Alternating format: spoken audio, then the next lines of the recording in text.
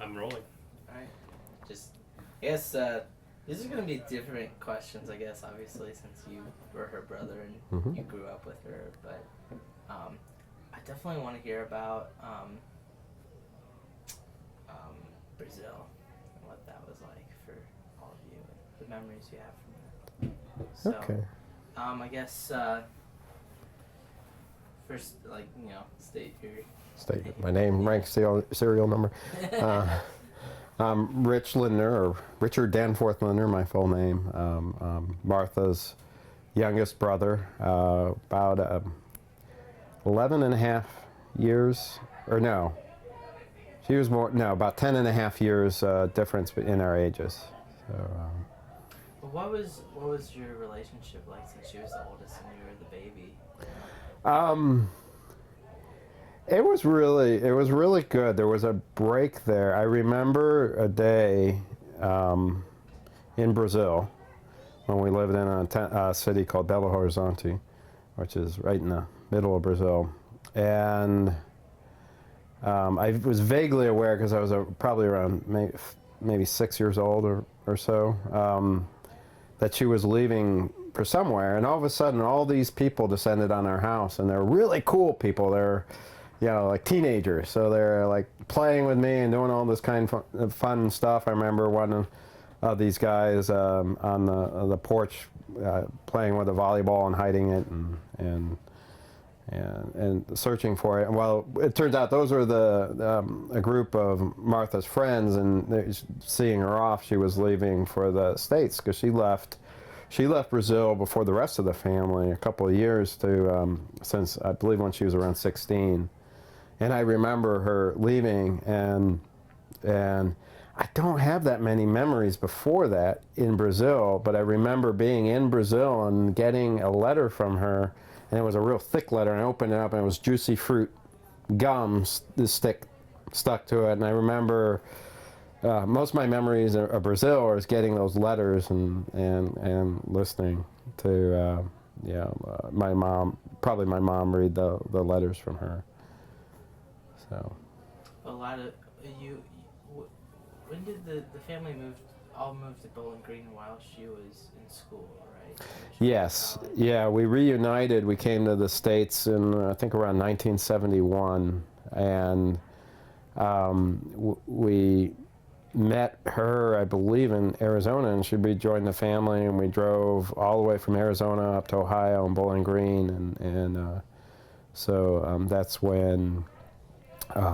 Reconnected her. Yeah, there was a gap of a couple of years. I was almost 8 by that time, and then so she was going to college around that time, because she went to high school in California. Let me back up. When she left Brazil early, it was so she could finish high school in the States, because we had a really small missionary school. So she'd get a little better academics. She stayed with my aunt and uncle, Aunt Mary and Uncle Chet in California. Right. So.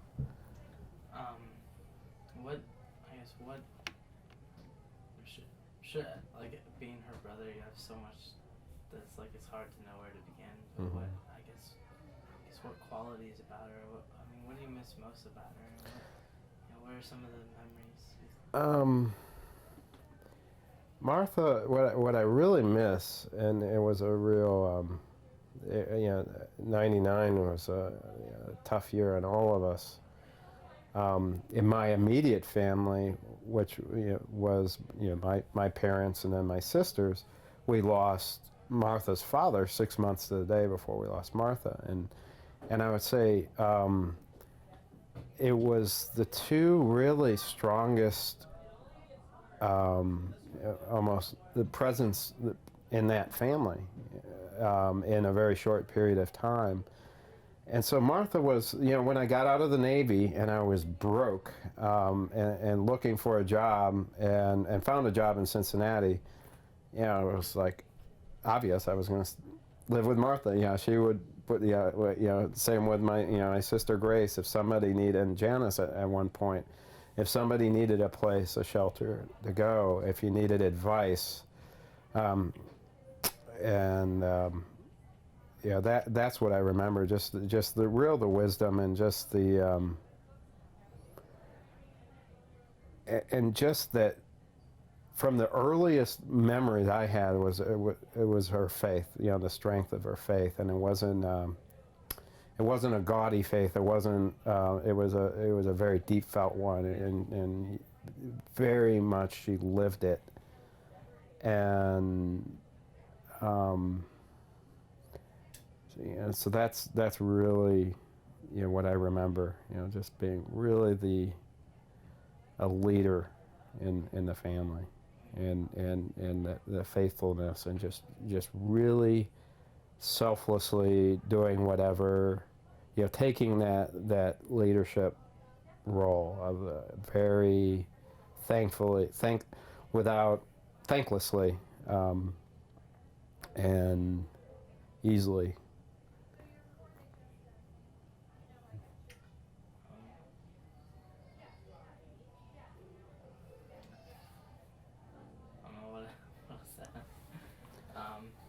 I have a couple funny stories. Yeah. Oh. You're funny.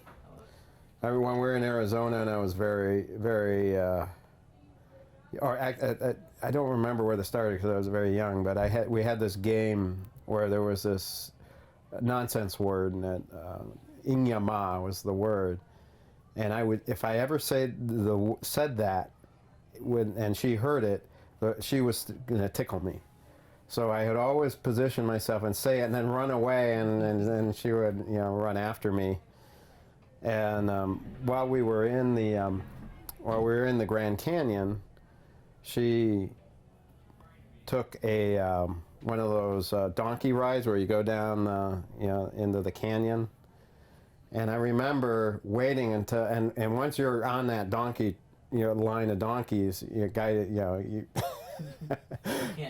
gone for the day. It's like it takes a long time to go down and get back. So I knew that. So I remember seeing her, getting to the point and kind of looking over the cliff there and seeing her, and then just yelling it at the top of my lungs. And of course she remembered, and she came back up. So I think I was counting, and she didn't. The other thing, I remember Martha was always one for advice, and in a very loving, giving way. But she and Larry had come to visit me my freshman year at Boston University in Boston, and they stayed in my dorm. And one of the things with this dorm, it's an urban school, they had to. Martha had to give them her driver's license in exchange for a pass that led them through security and everything. Well, while I was there, I've always been forgetful, and so she was coaching me on her techniques for remembering things, and she had a bunch of them, and over time was coaching me, and then we had a really nice visit, really nice trip, including your dad driving in Harvard Yard, which is not supposed to be cars. But anyway, taking a wrong turn. But anyway, we had a really nice trip, and then your mom and dad left, and sometime, many hours after they had left, she calls me, and she has this really sheepish voice saying, "Rich, I forgot my driver's license. Would you go get it and mail it back to me?" And I milked that for I think for years after that. She's always had a list for everything. Yeah. She consults the list, like, oh, where's this? Yeah. Yeah, and I remember I have real fond memories of moving back to Cincinnati and living with you guys when you were a little guy, and Tamara was the first diaper I ever changed. And I remember telling, at the time, oh, I'm never going to change a diaper. I'm gonna. And she's like, It became a mission to her. But really fond memories. It was really neat for me reconnecting with family because I'd been in the Navy and I'd been all over the place, away from family and just little bits, little periods of leave. So it was really neat to be invited into your family and really saw a lot of neat things. I remember going to work one day and your mom sitting on the couch. And I've never seen anyone look so tired and exhausted. And she had been up all night in labor. And later that day, Caleb was born. So I think she was sitting on the couch with Jan Manto. And I, on my way out, and like, good luck. I didn't know what else I could do.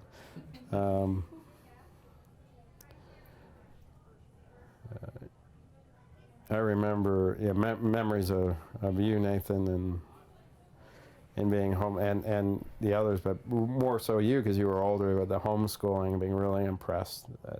I remember her telling me that how she was so driven. She was always so driven to do the best she possibly could. She worked so hard at homeschooling, giving you guys a really nice education. And I remember telling when she was a teacher that it was very difficult to teach a whole class full of kids and that she was determined to do it right. And I think everything she did well and did to the utmost of her abilities. That's another thing I remember about your mom. I think I remember that a lot. Especially, I remember you. I don't remember how old I was, but I do remember you. I moved in '89, so you would have been 4, yeah. But I remember our house being not just a family, but there was like people living with it, like constantly. Yeah. I think each year was a new person. Yeah. Like, it was kind of fun though. Yeah. That definitely adds to what. Yeah, I think all 3 of us, Grace, Janice, and I, all 3 of her younger siblings. Yeah. Passed through there. But even people from the church, like. Oh yeah. Yeah. Stay. One thing I do remember too is the year '99, 10 years ago, the year she died. And I wasn't there. I wasn't living there, but just the times I was there, just all the people that, and I'm sure you remember, old enough to remember, just how many people she touched. And how many people coming from so far away just came through came through the house, and it was I remember just amazed at that. It's really something. And I remember talking to her, and that she was amazed too. That some of these people that she didn't. You could hardly remember what she had done to him. It was just something very reflexive, something that really, really meant a lot, helping someone out at a particular time, maybe through a tough time. And, to her mind, well, of course, that's what I do. And, to that, so I think it was, I know, I'm sure it was wonderful to see all those people, but I think in a strange way, I kind of think I almost felt kind of uncomfortable. It's like, well, don't make such a big deal about it. It's just being me, that was so her, that didn't want anyone calling attention to, anything she did.